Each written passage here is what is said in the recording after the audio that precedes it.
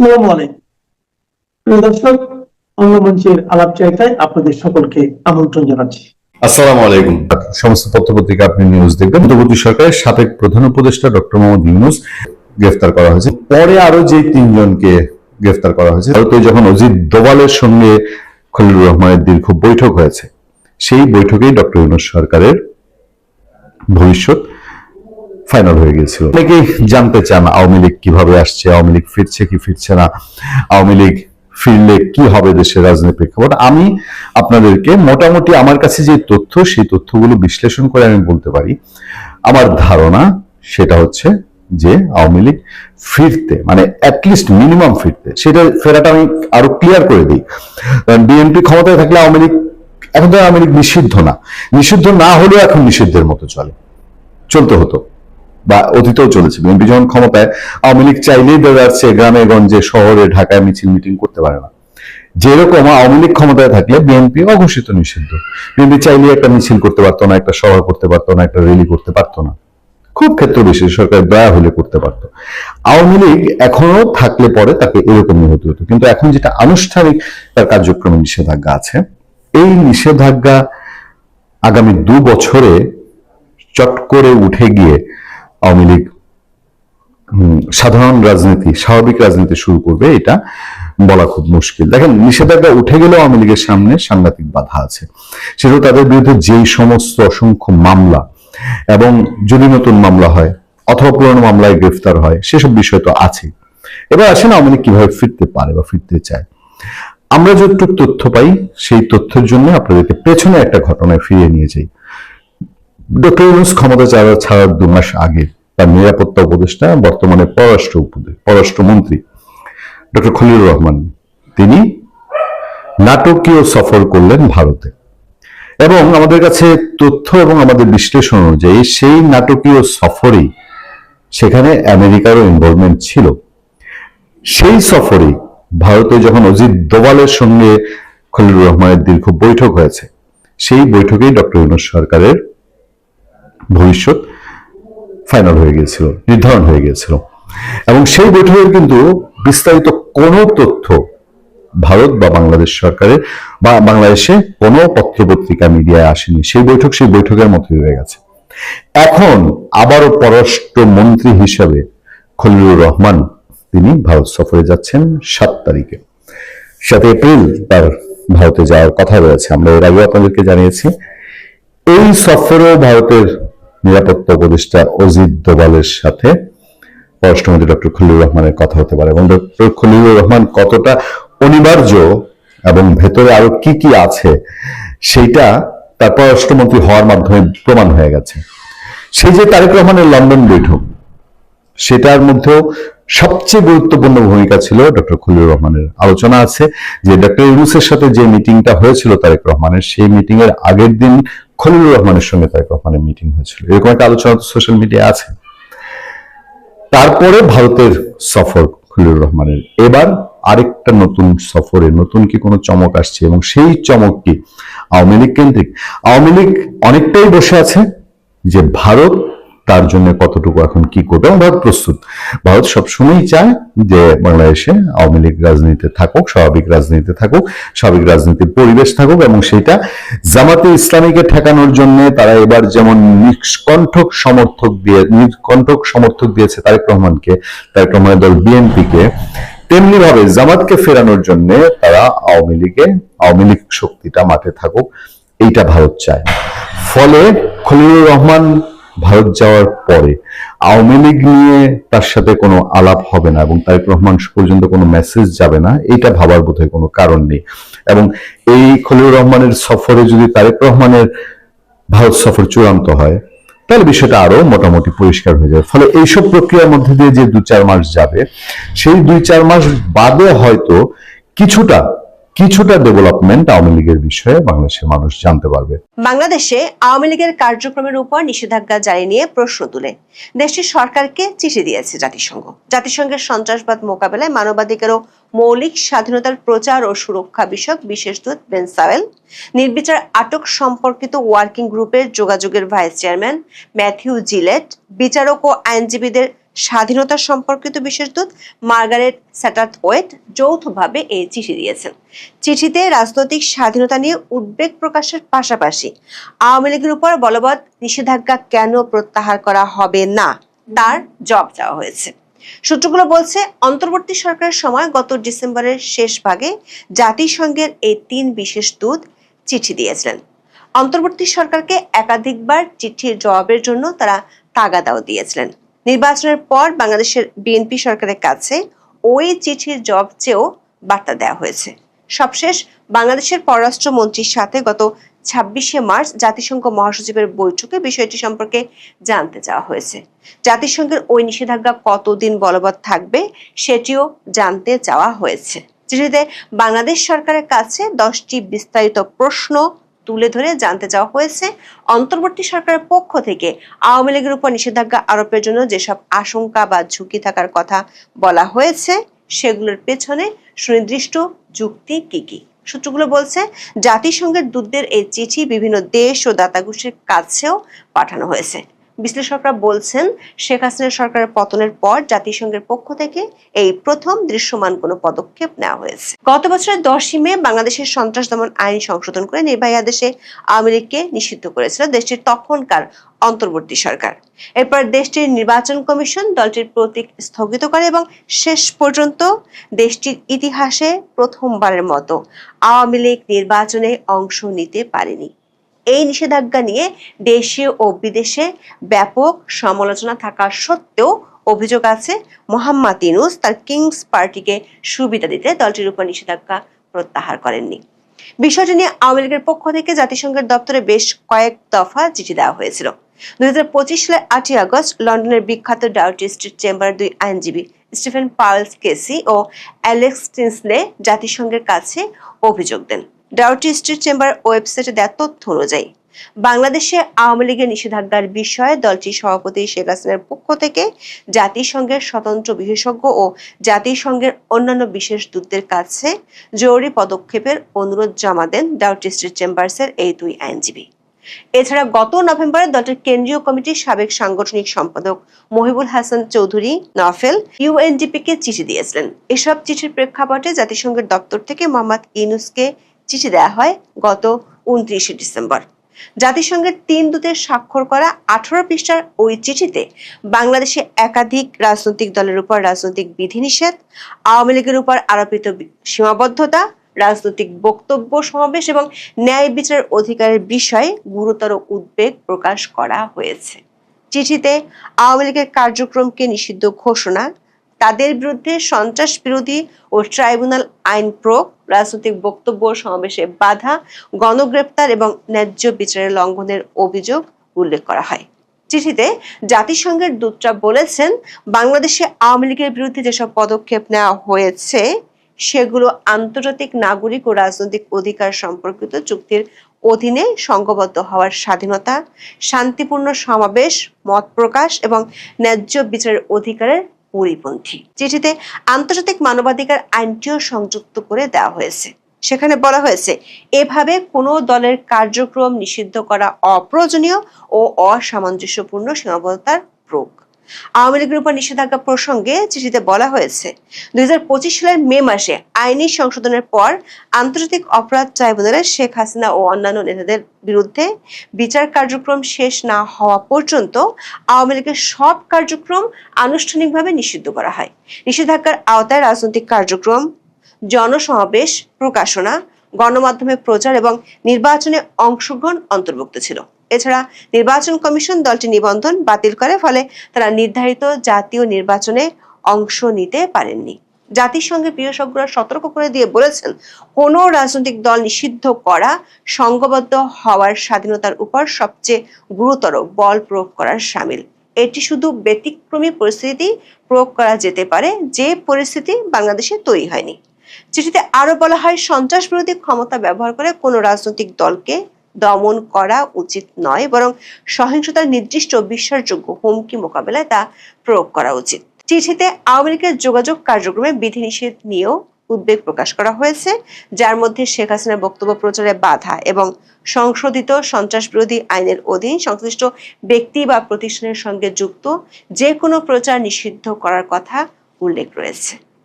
জাতিসংঘের দূতরা লিখেছেন, এ ধরনের সামগ্রিক নিষেধাজ্ঞা রাজনৈতিক বিতর্ককে স্তব্ধ করে দিতে পারে, যেখানে লক্ষ্য হওয়া উচিত কেবল সহিংসতা বা উস্কানি রোধ করা।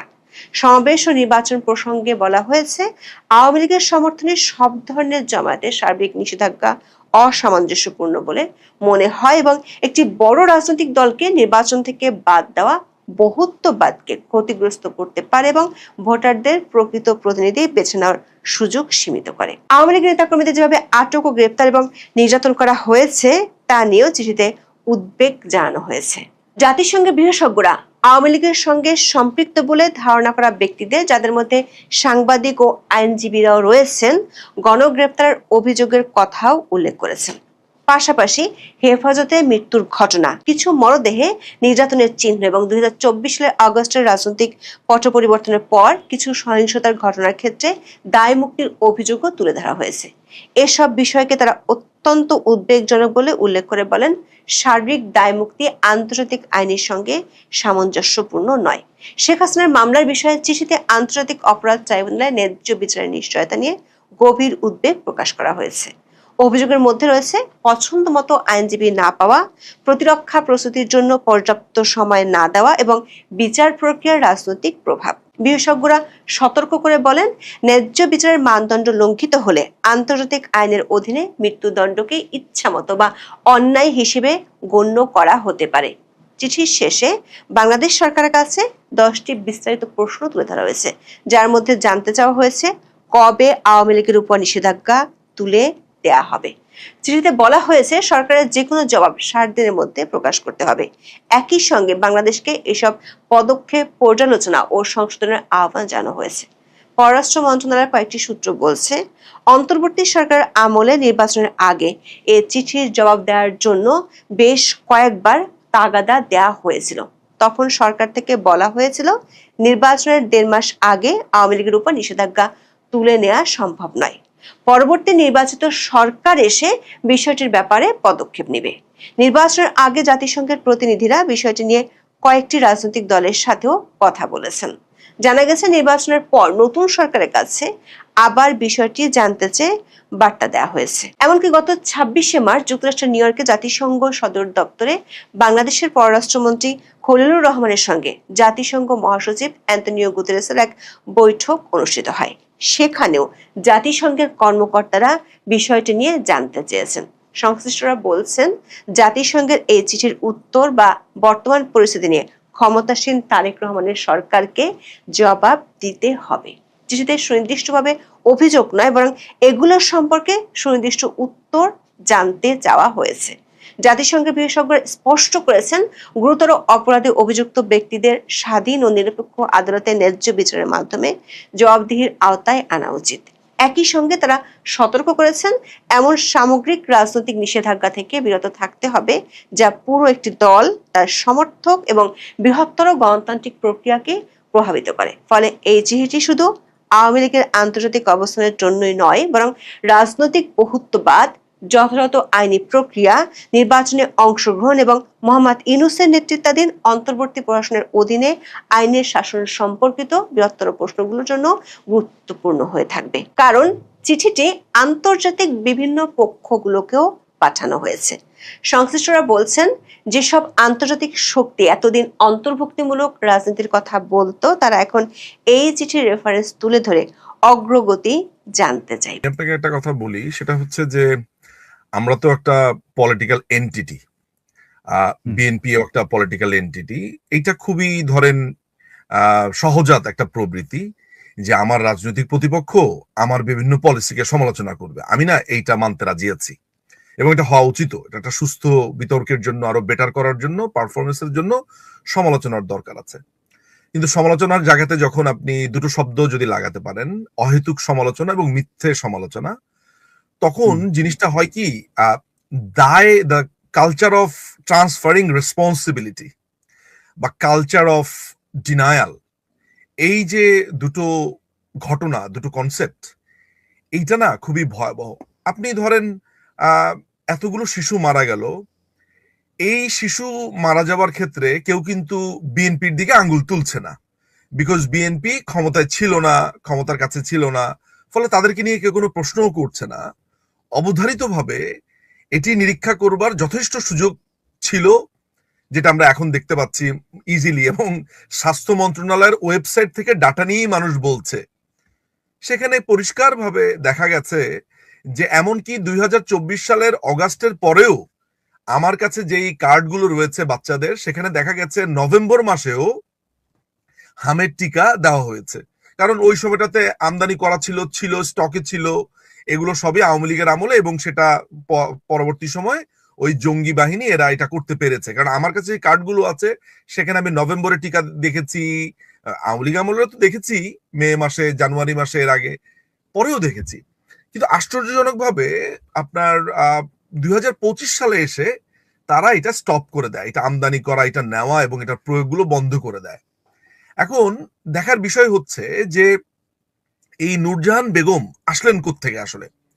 আমি নূরজাহান বেগমের ব্যাপারে কিছু ব্যাপার আমি আপনাকে বলি। নূরজাহান বেগম হচ্ছে গ্রামীণ ব্যাংকে ইউনুসের সাথে অন্যতম একজন পার্টনার, তার মানে আপনার এই যে গ্রামীণ ব্যাংকের যে পরিচালকদের একজন এই নূরজাহান বেগম। আমি গ্রামীণ ব্যাংকে তো আমার আসলে যখন ধরেন 2023 সালের সেপ্টেম্বর অক্টোবরে বেশ কিছু কাজের জন্য ওদের দুর্নীতিগুলো ফাইন্ড আউট করার জন্য আমি বেশ কয়েকবার গ্রামীণ অফিসে গেছি। সেই সময়টাতে আমাদের তখন তৎকালীন যে পরিচালক যিনি ছিলেন, ডিরেক্টর ছিলেন সাইফুল মজিদ স্যার, প্রফেসর সাইফুল মজিদ, উনার সাথে আমার কথা বলার সৌভাগ্য হয়েছে। উনি দুর্ভাগ্যজনক উনি প্রয়াত হয়েছেন, উনি আর নেই পৃথিবীতে, কিছুদিন আগে মারা গেছেন। তো উনার সাথে আমার তখন কথা বলার সুযোগ হওয়ার ফলে গ্রামীণ ব্যাংকের যে বাকি পরিচালকরা আছে তারাও ওরকম দুটো মিটিং এ এসেছিলেন, যাদের সাথে আমি ইনফর্মালি নানান রকমের আলাপ করেছি। প্রত্যেকটা মানুষ এই নূরজাহানের দিকে একটা বড় ধরনের প্রশ্ন তুলেছে। যেই মানুষটার ধরেন কোনো ধরনের এক্সপার্টিস নাই, কোনো ধরনের কিচ্ছু নাই, তাকে ইউনুস এই ডিরেক্টরের পদ থেকে শুরু করে সব জায়গাতে ফ্যাসিলিটেট করেছে। বলা হয়ে থাকে যে ইউনুসের যে অর্থ পাচার, ইউনুসের অর্থ পাচারের জন্য দুটো মানুষ আসলে কাজ করেছে। একটা হচ্ছে আশরাফ নামে একজন আছে, যে ইউনুসের টাকা পয়সা সমস্ত কিছু সে দেখভালটা করে, আর এই নূরজাহান বেগম যিনি আপনার এই পুরো গ্রামীণ ব্যাংকের ডিরেক্টর, তার সাথে দীর্ঘ সময় তার পথ চলা। এবং এই যে যখন তাদের বিরুদ্ধে দুর্নীতির মামলাগুলো হয়েছে ইউনুসের এগেনস্টে, তখন তো আমাদের উপর যে বাবা that is in talk show, okay. তো আমার মেয়ে এসছে। তো যেটা হয়েছে যে সেটা হলো যে এই পুরো গ্রামীণ ব্যাংকের এই পুরো পরিচালনা পর্ষদে তার সমস্ত যেই আপনার যা কিছু আপনার উদ্যোগগুলো দেখেছেন এই নূরজাহান বেগম ছিল। এবং মামলা যখন হয়েছে নূরজাহান বেগমও সম্ভবত 2 নাম্বার বা 3 নাম্বার আসামি ছিল, আমার কাছে অন্ততপক্ষে মামলার যেই ডকুমেন্টস গুলো আছে। এই যে দেখেন, আপনাকে এইটা দেখাবে, ঠিক আছে, সবাই দেখেছে তোমার এই বাণী, এই যে সে বাণী দেখাবে। থ্যাংক ইউ বাবা, that is in talk show. তো আলটিমেটলি যেটা হয়েছে যে ইউনুস মনে করেছে যে তাকে এক ধরনের অ্যাওয়ার্ড দেওয়া প্রয়োজন। এই অ্যাওয়ার্ডের জায়গাটাতে সে যেটা করেছে, দেখেন আমরা আমাদের বাংলাদেশের কালচারটা দেখেন, এই মহিলার নামে মামলা হয়েছে, আমি ধরে নিলাম যে এই মামলার কারণে সেই মহিলাকে সে এখন একটা পুরস্কার দিবে। পুরস্কার, আপনি একটা মানুষকে পুরস্কার হিসেবে তাকে আপনি একটা সার্জনের টেবিলে বসিয়ে দিতে পারেন। আপনি আমাকে একটা পুরস্কার দিতে চান আমার কোনো একটা ভূমিকার জন্য, আপনি বললেন নিঝুম ভাই আপনাকে আমি অমুক হসপিটালের ডাক্তার বানা দিলাম, এটা তো হওয়ার বিষয় না রে ভাই। আপনি আমাকে যদি বলেন যে আপনাকে আমি অমুক ডিপার্টমেন্টের হেড বানা দিলাম, যেখানে লেখালেখি করা যায়, কথা বলা যায়, আমার সাথে গেল জিনিসটা, আইন জাতীয় কিছু একটা আপনি আমাকে করে দিলেন, আমার সাথে গেল। যে মানুষটা স্বাস্থ্য সম্পর্কিত কোনো কিছুর কাছে নাই, তাকে আপনি স্বাস্থ্য উপদেষ্টা বানিয়ে দিলেন এই জঙ্গি সরকারের। তারা যেটা করলো সেটা হচ্ছে তারা এই যে ভ্যাকসিন গুলো আনা বন্ধ করলো, এই টিকাগুলো আনা বন্ধ করলো।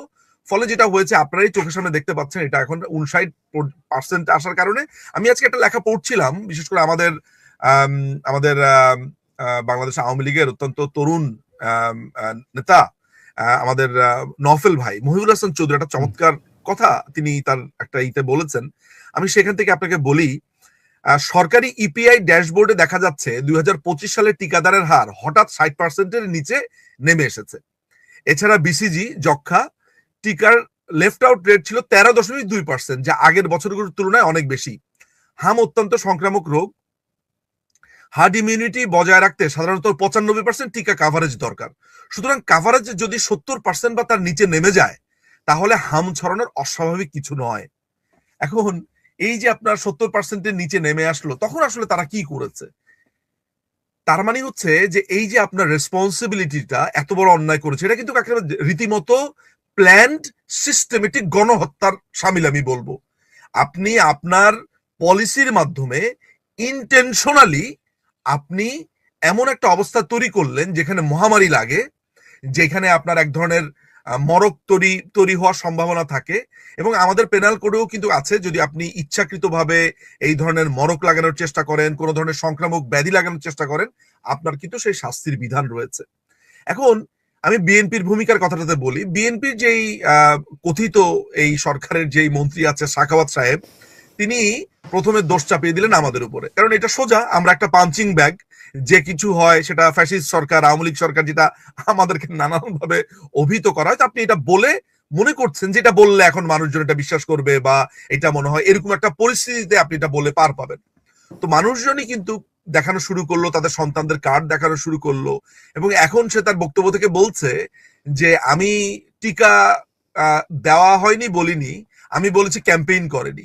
চিন্তা করে দেখেন, বাংলাদেশে সেই যে এই যে টিকাদানের ক্যাম্পেইন, আমি সেই আমার ছোটবেলাতে আমি দেখেছি, 80-র দশকে আমরা দেখেছি আপনার শিশুকে টিকা দিন, এই সেই হাবিজাবি, এটা সারা বছর সবসময় জারি ছিল।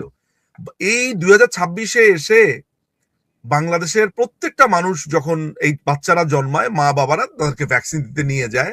আমার সন্তানদেরকেও আমি ঠিক একই, আমার এই ইংল্যান্ডের এই যথা নিয়মে ভ্যাকসিন দিয়েছি, ফ্লু জ্যাব থেকে শুরু করে যা যা প্রয়োজন, এটা একটা সাধারণ মা বাবা এটা করবেন। এবং গ্রামীণ যেই স্বাস্থ্য অবকাঠামোগুলো আছে, বাংলাদেশ আওয়ামী লীগের সময় যে এই স্বাস্থ্য অধিদপ্তর থেকে বিভিন্ন কর্মীরা মাঠ পর্যায়ে গিয়ে এই ক্যাম্পেইন করেছে, বলেছে, বুঝিয়েছে, এবং আপনারা রেশিও দেখলেই বুঝবেন এটা 97% ছিল, 95% ছিল। সুতরাং ক্যাম্পেইনের প্রশ্ন এখানে আসে না, আমাদের ব্যর্থতার প্রশ্ন এখানে আসে না।